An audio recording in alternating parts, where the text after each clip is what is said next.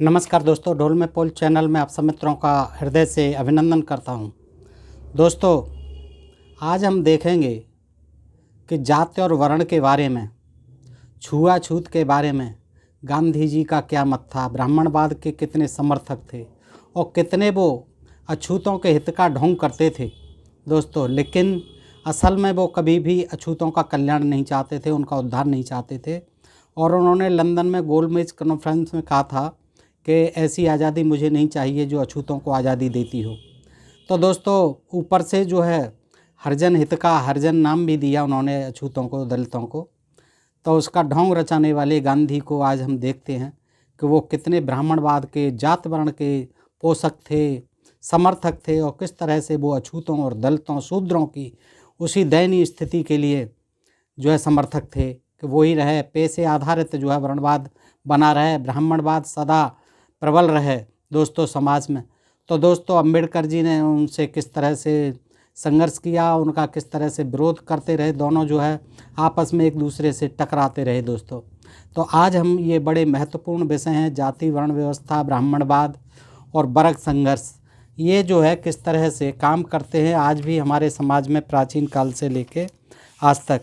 तो ये बहुत महत्वपूर्ण बिंदु हैं दोस्तों, और मैं आपसे अनुरोध करूँगा कि आप इस वीडियो को पूरा देखें दोस्तों, ताकि आप भी जान सकें कि गांधी जी और अंबेडकर जी और थोड़ा सा मार्क्सवाद भी क्या कहता है, कार्ल मार्क्स के क्या विचार थे हमारे यहाँ की जाति वर्ण व्यवस्था के बारे में। तो दोस्तों, आइए देखते हैं। ये शूद्र बनाम अछूत। देखिए, भारत का हर आदमी यह भली भांति जानता है कि शूद्र क्या है। आज हम बिल्कुल स्पष्ट हो गया है दोस्तों, हम सब जानने लगे हैं कि जो शूद्र वर्ण है वही ओबीसी, एसटी, दलित वर्ग है, आदिवासी, मूल निवासी वर्ग है शूद्र वर्ण। क्योंकि 4 वर्ण की व्यवस्था रही है इन ग्रंथों में, धार्मिक ग्रंथों में, ब्राह्मण, क्षत्रिय, वैश्य, शूद्र। और जो लोग ब्राह्मण नहीं है, क्षत्रिय नहीं है, वैश्य नहीं है, वो सभी शूद्र वर्ण में आते हैं दोस्तों। आज ये बड़ा क्लियर हो चुका है। तो भारत का हर आदमी यह भली भांति जानता है कि शूद्र क्या है और अछूत क्या है। इसे जानने या समझने के लिए किसी भारतीय को न मार्क्स जितना विद्वान होने की ज़रूरत है और न गांधी जैसा गांधीवादी और ब्राह्मण व्यवस्था का समर्थक होने की ज़रूरत है दोस्तों। शूद्र वर्ग बहुत विशाल है, इतना विशाल है कि इसमें ऐसी बहुत सी जातियां हैं जो पिछड़े वर्गों, ओबीसी और अन्य पिछड़े वर्गों में शामिल हैं, अन्य पिछड़े वर्ग और पिछड़ा वर्ग में शामिल हैं। इनमें से किसी के साथ भी कोई अछूत सा व्यवहार कभी नहीं करता था। पहले जो है अछूत जैसा बर्ताव नहीं होता था। इसका स्पष्ट अर्थ है कि शूद्र होना अलग चीज़ है और अछूत होना अलग चीज़ है। शूद्र वर्ण में से ही 2 भेद कर दिए गए, यानी 2 खंड कर दिए गए, सछूत और अछूत। तो जो सछूत थे वो तो समाज में शूद्र वर्ण में सम्मानित, थोड़ा सम्मानित स्थिति में थे। लेकिन जो अछूत वर्ग था, अछूत वर्ग को तो गांवों से बाहर अंत्यज कहा गया उन्हें। उनकी जो है बहुत ही दीनहीन अवस्था थी दोस्तों। तो लेकिन ये मानने की बात है कि शूद्र वर्ण में ही सछूत और अछूत ये 2 वर्ग कर दिए गए। अछूत जातियां अनुसूचित जातियों में आती हैं आजकल, SC, ST, OBC, SC, ST और ये सभी जो है। तो अछूत जातियां अनुसूचित जातियों में आती हैं, जबकि होती वे भी शूद्र है। देखिए, इसका अर्थ है कि हर शूद्र जाति अछूत नहीं होती। हर शूद्र जाति जो है अछूत नहीं है, उनमें कुछ अछूत हैं और सिर्फ कुछ जातियां अछूत बनी, वो भी पैसे के आधार पर, और वे भी 400 ईस्वी के आसपास। 400 ईस्वी के आसपास से ये छुआछूत की भावना जो है प्रबल हुई, जन्म हुआ छुआछूत का। और शूद्र वर्ण में से ही कुछ लोगों को गंदे पैसों के आधार पर, फिर चांडाल आदि जिनको कहा गया, उनको जो है गांव से बाहर रहने के लिए व्यवस्था की गई, पशुओं की तरह जीवन जीने के लिए बाध्य किए गए, टुकड़ों पर पलने के लिए उनको बाध्य किया गया, गंदे पैसे, ब्राह्मण, क्षत्रिय, वैश्य की शूद्र सेवा करते हुए उनको गंदे पैसे करने के लिए बाध्य किया गया। तो शूद्र वर्ण का वो हिस्सा जो अछूत वर्ण कहलाया, और जो 400 ईस्वी के आसपास से प्रारंभ हुआ। बुद्ध के समय शूद्र तो थे, ये पृष्ठ 16 से बता रहा हूँ दोस्तों मैं, और ये पुस्तक है, बहुत महत्वपूर्ण पुस्तक है, जात बुद्ध व अंबेडकर जरूरी, मार्क्स फालतू, डॉक्टर सुरेंद्र अज्ञात जी की है दोस्तों। ये बहुत अच्छे प्रसंग हैं इसमें, तो मैं चाहता हूँ कि आपको भी अवगत कराऊँ। आइए देखते हैं कि क्या कहते हैं पृष्ठ 16 पर, कि बुद्ध के समय शूद्र तो थे पर अछूत नहीं थे, छुआछूत नहीं थी बुद्ध के समय, ऐसा डॉक्टर अंबेडकर का कथन है। पृष्ठ 18 पर देखते हैं दोस्तों, गांधीवाद व ब्राह्मणवाद को समझते हैं। गांधीवाद व ब्राह्मणवाद के गांधी जी पूर्णतया ब्राह्मणवादी थे। गांधी ने इन्हें ब्राह्मणवाद के ही शस्त्रागार से उठाया था, क्योंकि यह वर्ण व्यवस्था को कहाँ से उठाया था गांधी ने? ब्राह्मणवाद के ही शस्त्रागार से। यही शास्त्र जो है, यही शस्त्र थे। तो ये वर्ण व्यवस्था और जातिवाद का पक्का पैरोकार था गांधी जो है। देखिए 1795 ईस्वी के रेगुलेशन नंबर 21 की प्रस्तावना में कहा गया है कि जब किसी पंडित पुरोहित को किसी से कोई ऐसी चीज़ प्राप्त करनी होती थी जो उसे वह नहीं देता था, तब वह दबाव डालने के लिए कई तरह के तरीके अपनाता था। आमतौर पर उसके 2 तरीके होते थे मांगने के। ब्राह्मणों के क्या तरीके होते थे? कोई देता नहीं था तो और लेनी थी, उन्हें मांगनी थी चीज़, तो क्या करते थे कि चाकू या ब्लेड से अपने शरीर को छेदना या फाड़ना, या फिर वह धमकी देता था कि मैं जहर खा लूँगा तो ब्रह्म हत्या लग जाएगी, तो मैं जहर खा लूँगा। इन 2 तरीक़ों से वह अपनी स्वार्थ सिद्धि करता था। हालांकि और भी कई तरीके इस्तेमाल में लाए जाते थे। एक तरीका था अपने शिकार, यानी जिससे कोई चीज़ ऐंठनी होती थी किसी ब्राह्मण को, तो के घर के सामने लकड़ी का एक कूड़ यानी गोलाकार खोखा जिसमें ईंधन का ढेर लगा होता था खड़ा करता और उसमें एक बुढ़िया को जलाने के लिए बैठाकर धमकी देना कि मेरी बात मान लो, नहीं तो इस औरत को जला दूंगा। इस तरह से जो है मांगने की उनकी जो है अपनी एक अलग ही स्टाइल थी दोस्तों ब्राह्मणों की। और 1795 ईस्वी के रेगुलेशन नंबर 21 की प्रस्तावना में ये कहा गया है। एक अन्य तरीका था अपनी स्त्रियों और पत्नियों बच्चों को अपने शिकार के सामने बैठा कर धमकी देना कि यदि कोई मेरी बात न मानी तो इनके सिर धड़ों से अलग कर दूंगा। इस तरह से अपनी बात को जबरन जो है ब्राह्मण मनवाते थे दोस्तों। आगे पृष्ठ 19 पर देखते हैं कि गांधीवाद का भंडा तो उसका खुद का इतिहास ही फोड़ देता है।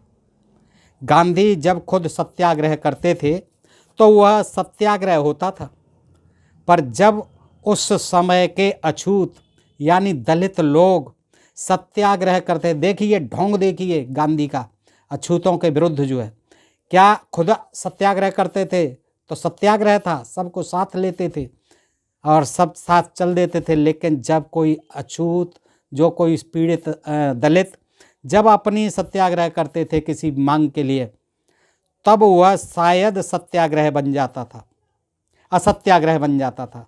तब वो सत्याग्रह नहीं होता था, तब वो असत्याग्रह बन जाता था। नहीं, आपको अधिकार नहीं है, ये मुझे ही अधिकार है सत्याग्रह करने का, गांधी का मत था ये। जब नास्तिक में स्थित कालाराम मंदिर में प्रवेश के लिए अछूतों ने बाबा साहब के नेतृत्व में सत्याग्रह किया, तो बाबा साहब 1945 और 1946 में लिखी अपनी पुस्तक में लिखते हैं कि मिस्टर गांधी ने इस सत्याग्रह का समर्थन नहीं किया। कालाराम मंदिर में प्रवेश वर्जित था अछूतों का, तो बाबा साहब ने अछूतों के साथ जो है अछूतों की यानी प्रार्थना पर उसमें प्रवेश करने के लिए सत्याग्रह आंदोलन किया। तो अब वो अपनी पुस्तक में लिखते हैं कि मिस्टर गांधी ने इस सत्याग्रह का समर्थन नहीं किया। इतना ही नहीं कि उसने समर्थन नहीं किया, बल्कि इसकी सख्त से सख्त शब्दों में निंदा भी की। इसकी देखिए घोर निंदा भी की गांधी ने सख्त से सख्त शब्दों में। क्या लिखा? Mister Gandhi however did not give his support to the Satyagraha. Not only did he not give his support, he condemned it in strong terms. ये उन्होंने जो है साथ देना तो दूर रहा, उन्होंने जो है इसकी भर्त्सना की, तीव्र शब्दों में निंदा की। अछूत कैसे जा सकते हैं कालाराम मंदिर में। गांधी जी ने 21 बार अनशन किया दोस्तों। इनमें से कुछ तो हिंदू मुस्लिम एकता के लिए थे और बहुत से अनशन गांधी आश्रम में रहने वालों के द्वारा किए गए अनैतिक पापों और अपराधों का प्रायश्चित करने के लिए थे। जो गांधी के अनुयायी थे, गांधी आश्रम में रहते थे, वो भी अपने पाप जो करते थे उन पापों का प्रायश्चित करने के लिए, अपराधों का प्रायश्चित करने के लिए भी अनशन किए जाते थे। गांधी ने 21 बार अनशन किए और उनमें क्या था, हिंदू मुस्लिम एकता के लिए भी किए, क्योंकि उसने श्री पटवर्धन एक अनशन बम्बई सरकार के विरुद्ध भी था। एक अनशन बम्बई सरकार के विरुद्ध था क्योंकि उसने, बम्बई सरकार ने श्री पटवर्धन नाम के कैदी को जेल में भंगी का काम करने की अनुमति नहीं दी थी। हालांकि वह काम यह करना चाहता था, परंतु इन 21 अनशनों और मरण व्रतों में से एक भी छुआछूत खत्म करने के लिए नहीं किया था। 21 अनशन किए, उनमें से गांधी ने एक भी अनशन जो है छुआछूत खत्म करने के लिए नहीं किया। इससे अछूतों के प्रति उनके प्रेम का अपने आप खुलासा हो जाता है, पोल खुल जाती है कि वो कितना जो है अछूतों से, दलितों से प्यार करते थे और किस तरह से उन्होंने चालबाजी से उनका मखौल बनाने के लिए, उपहास करने के लिए हरिजन शब्द दिया था। और हरिजन जो है, जो महिलाएं वहाँ होती थीं, देवदासियाँ, उनकी औलाद को कहते थे, यानी हरि के पुत्र, हरि के लोग, हरि के, क्योंकि वो हरि यानी भगवान के मंदिर में पैदा होते थे। ब्राह्मणों के अनैतिक अत्याचारों से, दुराचारों से, व्यभिचारों से, तो उनको गांधी ने जो है, इनको भी, अछूतों को और दलितों को भी हरिजन दे करके उन्हीं देवदासियों की औलाद से इनको जो है उपमा दी, उनसे ही बराबरी की, समता की। तो दोस्तों आगे देखते हैं पृष्ठ 20 पर इसी पुस्तक से। 1931 में गांधी ने फेडरल स्ट्रक्चर कमेटी में मुसलमानों और सिखों को तो विशेष रुतबा देने का समर्थन कर दिया था। यानी फेडरल स्ट्रक्चर कमेटी में मुसलमानों और सिखों को तो विशेष दर्जा और रुतबा देने का समर्थन किया था, परंतु जब अछूतों की बारी आई तो उसने, यानी गांधी ने, उनको वैसा ही विशेष प्रतिनिधित्व देने का डटकर विरोध किया। अछूतों को नहीं मिलना चाहिए वो हैसियत, वो रुतबा जो सिखों को और मुसलमानों को मिल रहा है। इस तरह से वो मुसलमानों के, सिखों की तो पैरवी करते थे गांधी, लेकिन उन्होंने अछूतों के प्रति कभी ऐसा रुख अख्तियार नहीं किया। गांधी जी ने बयान में कहा था, आई कम टू सब head representation by special constituencies of special interests. I here speak for the Congress. The Congress has reconciled itself to special treatment of Hindu-Muslim Sikh tangle. So far as the untouchables are concerned, they are as clear to the Congress as the interests of any other body. Therefore, I would most strongly resist any further special representation.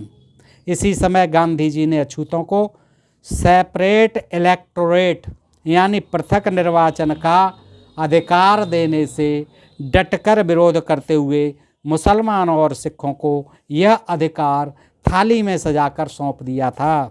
किसका? Separate electorate का। और अछूतों के लिए, दलितों के लिए इसका विरोध किया था। यानी अछूतों को राजनीतिक सुरक्षा प्रदान करने को गांधी किसी हालत में तैयार न थे। 1938 में जब कांग्रेसी सरकारें बनी तो डॉक्टर खरे मध्य अथवा केंद्रीय प्रांतों में बनी सरकार के प्रधानमंत्री थे। 1938 में उन्होंने कुछ अछूतों को भी, खरे ने, मंत्रिमंडल में शामिल कर लिया था। इस पर गांधी जी को बहुत आपत्ति हुई। गांधी जी ने डॉक्टर खरे को मजबूर किया कि वह मंत्रिमंडल को तोड़कर फिर से उसका गठन करें ताकि उसमें अछूत शामिल न रह सकें। दोस्तों, ये जानकारी शायद ही आपको आज तक होगी कि देखिए गांधी जिनको कि बड़ा ढोंग किया उन्होंने अछूतोद्धार का, दलितोद्धार का, और कांग्रेस ने भी बड़ा प्रचार किया था उस समय। लेकिन गांधी की ये हकीकत आपको पता नहीं होगी। गांधी जो है कितने विरोधी थे इनकी दलितों की तरक्की के लिए, इनके उद्धार के और कल्याण के लिए। देखिए, तो गांधी जी ने जब डॉक्टर खरे ने 1938 में कुछ अछूतों को ले लिया अपने प्रधानमंत्री के मंत्रिमंडल, क्यों वो प्रधानमंत्री थे, मंत्रिमंडल में ले लिया, तो गांधी जी ने बहुत विरोध किया और ये कहा कि आप इस मंत्रिमंडल को तोड़िए और दोबारा से बनाइए ताकि इसमें कोई अछूत ना आ सके। डॉक्टर खरे ने यह बात खुलेआम कही थी कि गांधी जी मंत्रिमंडल में अछूतों के समावेश को अनुशासनहीनता कहते थे। गांधी जी ने कहा, खरे इट इज़ योर इनडिसिप्लिन, ये आपकी अनुशासनहीनता है, ये बर्दाश्त नहीं होगी, इनको निकालिए, अपने मंत्रिमंडल को दोबारा बनाइए। अतः मुझे मंत्रिमंडल का पुनर्गठन करना पड़ा। देखिए, इतना ही नहीं, डॉक्टर खरे ने यह भी कहा कि गांधी जी ने मुझे यह भी कहा था कि तुमने अछूतों को मंत्रिमंडल में शामिल करके उनके अंदर जो ऊंचा उठने की भावना और महत्वाकांक्षा थी वो पैदा कर दी। देखिए, कितने अंदर की बात और कितनी गलत बात, गलत सोच थी गांधी की दलितों के, अछूतों के प्रति। गांधी ने कहा खरे से कि तुमने ये किया है ना, ये बहुत ही अनुशासनहीनता का कार्य किया है। और खरे कहते हैं कि उन्होंने मुझसे ये भी कहा कि तुमने अछूतों को मंत्रिमंडल में शामिल करके उनके अंदर जो ऊंचा उठने की भावना और महत्वाकांक्षा पैदा कर दी है, यह बहुत गलत काम किया है। तुमने किया क्या? ये लोग भी ऊंचा उठना चाहेंगे, ये भी मंत्री बनना चाहेंगे, ये भी राजनीति में आना चाहेंगे, ये कल प्रधानमंत्री और राष्ट्रपति भी बनना चाहेंगे, एमएलए एमपी भी बनना चाहेंगे। डॉक्टर खरे, ये तुमने आखिर कर क्या दिया? तो दोस्तों, वही हो रहा है आज भी, वही गांधीवादी विचारधारा फिर से, कि इन लोगों को जो है इतनी, अब इनके अंदर महत्वाकांक्षाएं पैदा हो गई हैं। अब ये सांसद बनना चाहते हैं, विधायक बनना चाहते हैं, मंत्री बनना चाहते हैं, प्रधानमंत्री बनना चाहते हैं, राष्ट्रपति बनना चाहते हैं। तो कैसे ही इनको जो है रोका जाए? गांधी की याद आ जाती है इन लोगों को, और वही सब षड्यंत्र चल रहे हैं। हिंदू हिंदू की दुहाई दे करके हिंदू राष्ट्र की मांग हो रही है और उसके लिए चलना शुरू हो गया है आंदोलन।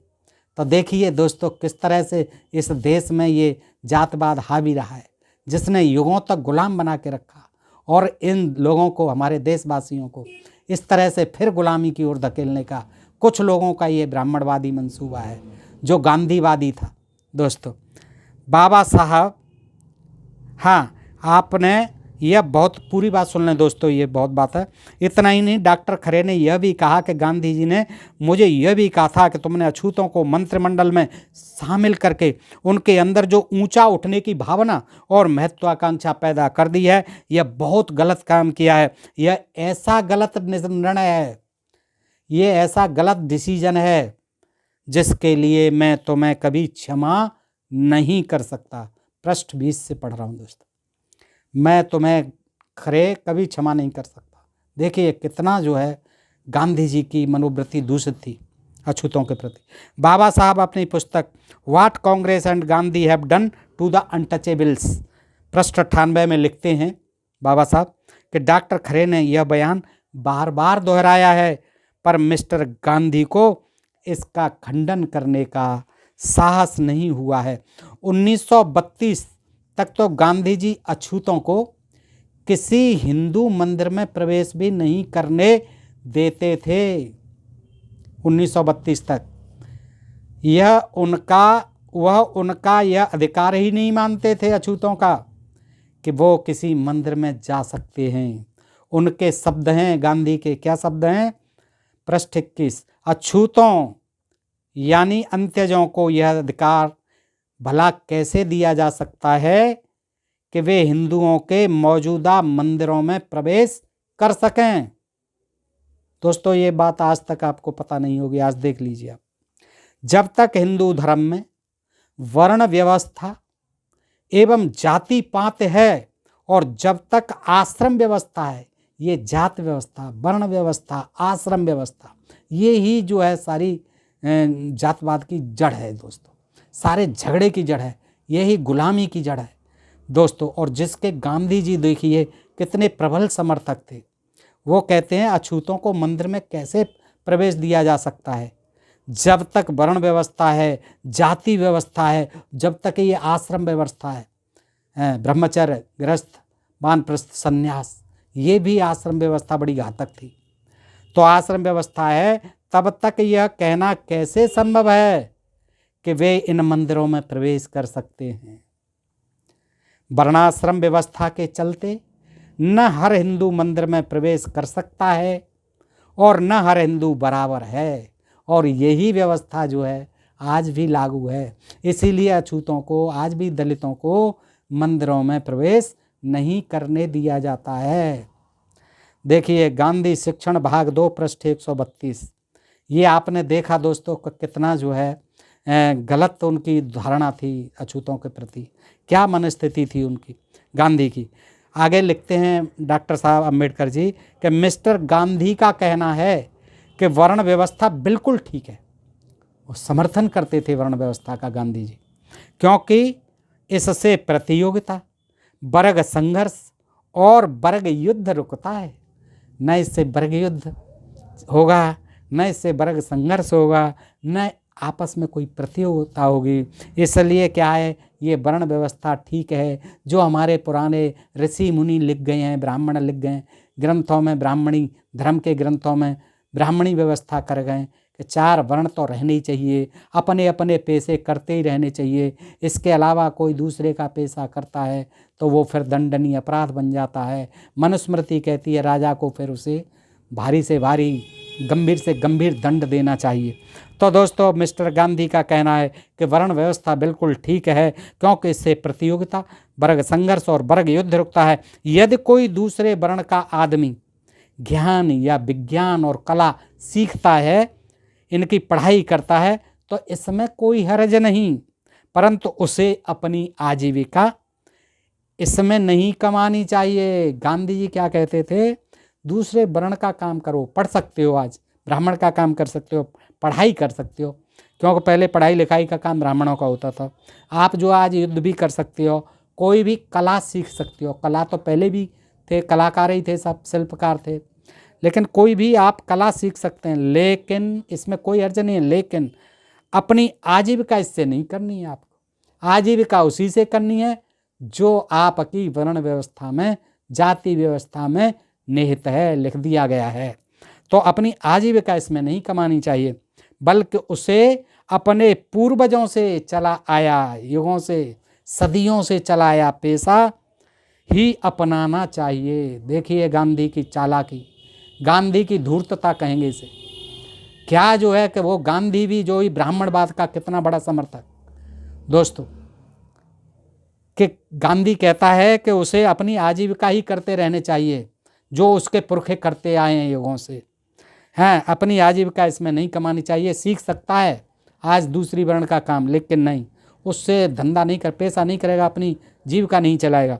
उसे अपने पूर्वजों से चलाया, यानी एक मेहतर को मेहतर का ही काम करना है, चमार को, धोबी को, नाई को, कहार को, कुम्हार को, जितनी भी ये शूद्र वर्ण है, उसको सब अपने पेशों का ही काम करना है और उसी से ही रोटी कमानी चाहिए, बल्कि उसे अपने पूर्वजों से चलाया पेशा ही अपनाना चाहिए और उसी से रोटी कमानी चाहिए। देखें वर्ण व्यवस्था, गुजराती में गांधी जी का लेख, ये गांधी जी के लेख में है, वर्ण व्यवस्था नाम से। भावार्थ यह है कि जिनके पूर्वज मुर्दा जानवर उठाते थे या लोगों का मैला सिर पर उठाते थे, वे पढ़ लिख तो लें, क्योंकि अब मजबूरी हो गई, अंग्रेज जो है तभी आज़ादी दे के गए कि वे पढ़ लिख तो लें, पर उस पढ़ाई से रोजी रोटी न कमाएं। IAS IPS बाबू, कलेक्टर, अधिकारी, चपरासी न बने, सरकारी मुलाजिम न बने, बस पढ़ लिख लें, उतना ही बहुत है। अब लेकिन करें वही, मैला ढोने वाला मेले का काम, चमड़ा ढोने वाला चमड़े का काम, कपड़े धोने वाला कपड़े का काम, बाल काटने वाला बाल काटने का काम, वही काम करें, है। तो जिससे कमाने के लिए उनके पूर्वज विवश थे, वही काम करें। भावार्थ यह है कि जिनके पूर्वज मुर्दा जानवर उठाते थे या लोगों का मैला सिर पर उठाते थे, वे पढ़ लिख तो लें, पर उस पढ़ाई से रोजी रोटी न कमाएं। रोजी रोटी उसी पेशे से कमाएं जिससे कमाने के लिए उनके पूर्वज विवश थे। यानी पेशे की स्वतंत्रता हरगिज नहीं दी जा सकती, और इसीलिए गांधी शूद्रों की आज़ादी के विरोधी थे। तो दोस्तों, इस प्रकार से आप देख रहे हैं, ये हैं कुछ झांकियाँ उस गांधी और गांधीवाद की, जिनके लिए आज तक लोग जो है ये मानते हैं कि गांधी जी बहुत ही शूद्रों के, दलितों के, अछूतों के बड़े ही भारी समर्थक थे। उनके जो है बड़े कल्याणकारी थे, बड़े उद्धारक थे, मसीहा थे। इस तरह से आप देखें दोस्तों, किस तरह से ब्राह्मणवाद को कायम रखने के लिए, पुरानी वर्ण व्यवस्था को कायम रखने के लिए, आश्रम व्यवस्था को कायम रखने के लिए, जाति व्यवस्था को कायम रखने के लिए गांधीवाद ने कितना जी तोड़ प्रयास किया था गांधी ने। तो दोस्तों, आगे पृष्ठ 22 पर लिखते हैं कि जिस तरह मिस्टर गांधी सवर्ण हिंदुओं के साथ साथ अछूतों का भी खुद नेता बनना चाहता था, और डॉक्टर अंबेडकर का विरोध इसलिए करता था कि वह नेता बन गए तो मेरी लीडरी में सेंध लग जाएगी। गांधी को ये खतरा था। सवर्ण हिंदुओं के साथ साथ अछूतों का भी खुद नेता बनना चाहता था गांधी, इसलिए अंबेडकर का विरोध करना लाजमी था, ज़रूरी था। क्योंकि अगर अंबेडकर नेता बन गए तो फिर मेरी लीडरी में सेंध लग जाएगी, मेरी लीडरी खतरे में पड़ जाएगी। इसी तरह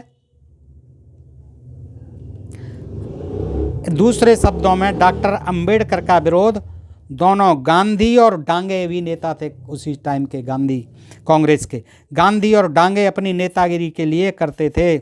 उनका एक तरह से मानना था कि अछूतों का कल्याण तभी होगा। ये मुझे लगता है कम्युनिस्ट नेता थे डांगे, ये गांधी और कम्युनिस्ट नेता थे डांगे, अपनी नेतागिरी के लिए करते थे डॉक्टर अंबेडकर का विरोध। ये दोनों नेता, कम्युनिस्ट नेता डांगे और गांधी, क्यों विरोध करते थे? उनका एक तरह से यह मानना था कि अछूतों का कल्याण तभी होगा यदि हमें नेता मानेंगे।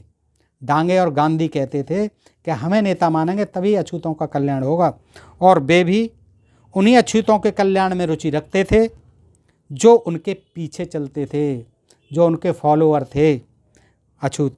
लेकिन डॉक्टर अंबेडकर ने जब 1932 में आरक्षण का अधिकार अछूतों, अब अनुसूचित जातियों के लिए जीता, तब से ही वह अधिकार सब अछूतों के लिए समान है। तब से लेकर आज तक किसी कम्युनिस्ट यानी डांगे के अनुयायियों ने, एससी ने, या किसी गांधीवादी एससी ने इससे लाभ उठाने से इसलिए इनकार नहीं किया कि यह तो डॉक्टर अंबेडकर ने जीत लिया है। इसलिए तब तो अनुगामी थे गांधी के और डांगे के, लेकिन जब उन्होंने एससी के लिए आरक्षण का अधिकार जीत लिया तो सब उसका लाभ लेने लगे। तब फिर कोई नहीं कहते थे कि हमने, ये तो अंबेडकर ने जीता है। तो दोस्तों, अब हम जो है अंबेडकर ने जीता इसलिए उसका लाभ लेना नहीं चाहेंगे, ऐसा कभी नहीं कहते थे वो। अब देखते हैं जाति युद्ध बनाम वर्ग संघर्ष क्या है। दोस्तों, पृष्ठ 24 से, यह जाति युद्ध वस्तुतः वर्ग युद्ध ही था और है। उच्च वर्ग का निम्न वर्गों के साथ युद्ध ही था। इसलिए डॉक्टर अंबेडकर ने बहुत बार जात के लिए वर्ग शब्द का भी प्रयोग किया है। यहाँ वर्ग शुद्ध तो सदा होता, वर्ग युद्ध तो सदा होता ही रहा है। इसलिए डॉक्टर अंबेडकर कहते हैं कि भारत में वर्ग युद्ध एक स्थायी तथ्य है जो चुपचाप पर निश्चित रूप में अपना कार्य कर रहा है। यह जीवन का स्वभाव बन गया है वर्ग युद्ध, और यह हिंदुओं की बौद्धिक होशियारी है। In India the class war is permanent phenomenon which is silently but surely working its way. It is a grain in the life and it has become genius of the Hindus. पर किसी आदर्श समाज को स्थापित करने के लक्ष्य के अभाव में यह वर्ग युद्ध वर्ग अत्याचार और अराजकता में तब्दील हो जाता है। अंबेडकर ने खाली सिरों के अंदर आत्मसम्मान भरा ज्ञान की चिंगारी सुलगाई और इतिहास में पहली बार शूद्र शक्ति को संगठित करके समता, स्वतंत्रता और भाईचारे के प्रति उन्हें प्रतिबद्ध किया।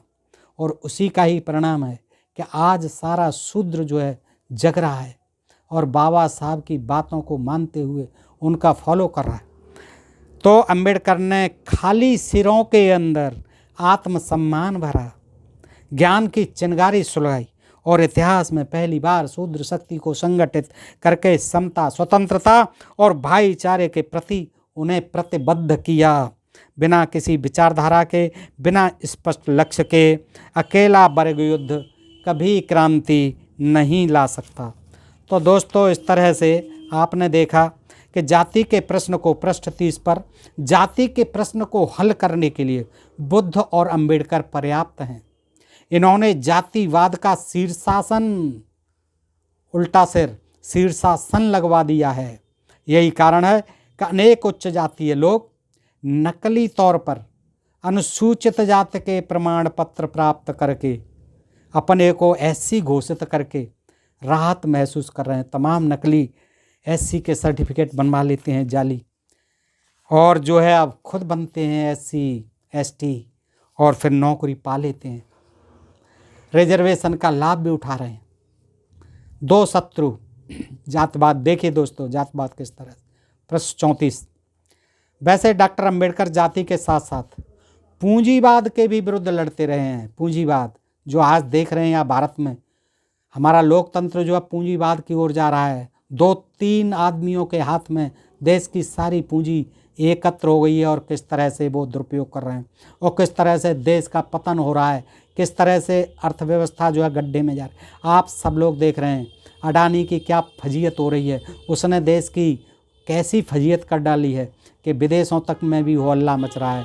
हिंडनबर्ग की रिपोर्ट पर आज संसद में भी हंगामा हो रहा है, जनता के बीच में हंगामा हो रहा है। और देखिए आज मोदी सरकार जो है शांत होकर के, खामोश होकर के इस कोलाहल को सुन रही है, कोई प्रतिक्रिया नहीं आ रही है। दोस्तों, ये क्या है? ये लोकतंत्र जो है धीरे धीरे पूंजीवाद में तब्दील हो रहा है दोस्तों। तो ये जो है इसके बड़े घातक परिणाम होंगे एक दिन, जब लोकतंत्र जो है समाप्त होगा और फिर पूंजीवाद हावी होगा। फिर देखिए इस देश का कैसा पतन होता है। तो वही जो है, इसीलिए बाबा साहब अम्बेडकर जातवाद के साथ साथ पूंजीवाद के भी घोर विरोधी थे। 1938 से उनके ये शब्द हर आँखों वाले ने पढ़े हैं और हर कान वालों ने सुने हैं। क्या? There are in my view, मेरे विचार में, 2 enemies, 2 दुश्मन हैं, which the workers of this country have to deal with. इस सर्वहारा वर्ग जो है इस देश का, जो जिन्हें झेलता है, जिनका पाला पड़ता है, वो 2 दुश्मन हैं, 2 जाति दुश्मन हैं उनके। कौन? The 2 enemies are Brahminism and capitalism. Brahminism यानी ब्राह्मणवाद और पूंजीवाद इस देश के सर्वहारा वर्ग के लिए, ओबीसी, एसटी, ओबीसी, माइनॉरिटीज़, आदिवासी, मूल निवासी, सब के लिए ये 2 ही खतरा बाबा साहब ने बताया 1938 में लिखा कि there are 2 enemies are Brahminism and capitalism. अर्थात इस देश के कामगारों के मेरे विचार में 2 शत्रु हैं। ये 2 शत्रु हैं, ब्राह्मणवाद और पूंजीवाद।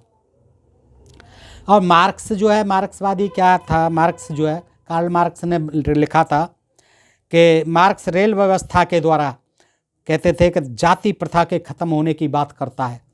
वो कहता है सब साथ बैठेंगे, यात्रा करेंगे रेल में। जब रेल की शुरुआत हुई थी तो इससे भारत की जातिवाद ख़त्म होगा। लेकिन यह दावा उसने 1853 में किया था, अर्थात आज से 160 वर्ष पहले। आज उस ज़माने के भाप के इंजनों की जगह बिजली से चलने वाले इंजनों ने ले ली है और राजधानी और शताब्दी जैसी रेलगाड़ियाँ दौड़ रही हैं, परंतु कोई भी गाड़ी जाति प्रथा को ख़त्म नहीं कर सकी है। यद्यपि रेल व्यवस्था के कई लाभ हैं, तथापि इनमें एक स्थान के अंधविश्वास भी दूसरी जगह पहुँचे हैं।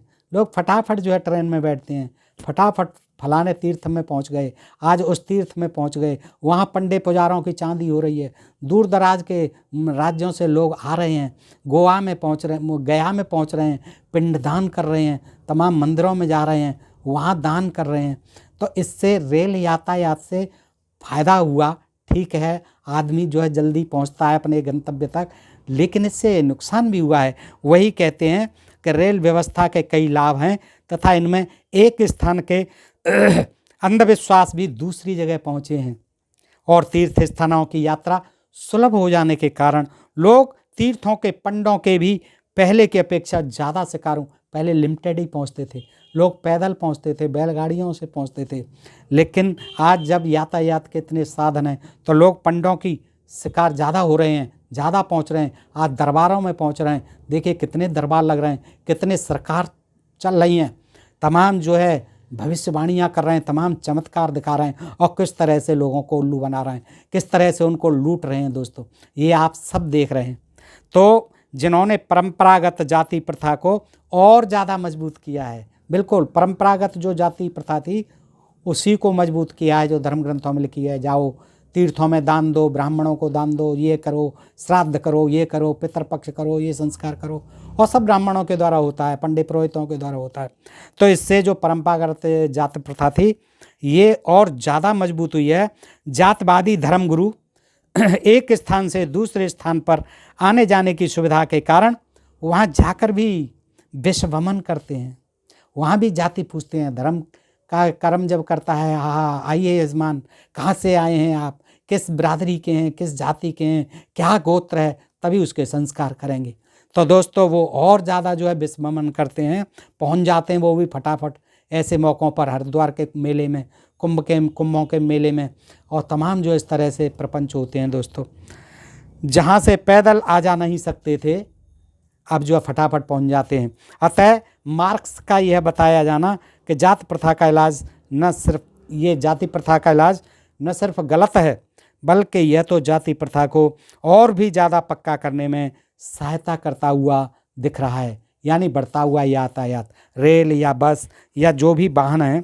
तो दोस्तों इस तरह से आपने देखा कि किस तरह से इस पुस्तक में जाति बुद्ध व अम्बेडकर जरूरी, मार्क्स फालतू, डॉक्टर सुरेंद्र अज्ञात, बहुत अच्छे विचार हैं दोस्तों इसमें। और मैं समझता हूं कि ये वीडियो आपको बहुत पसंद आया होगा। दोस्तों पसंद आया हो तो अपने मित्रों में अधिकाधिक शेयर करें, और दोस्तों अपने प्रिय चैनल ढोल में पोल को सब्सक्राइब करते रहें।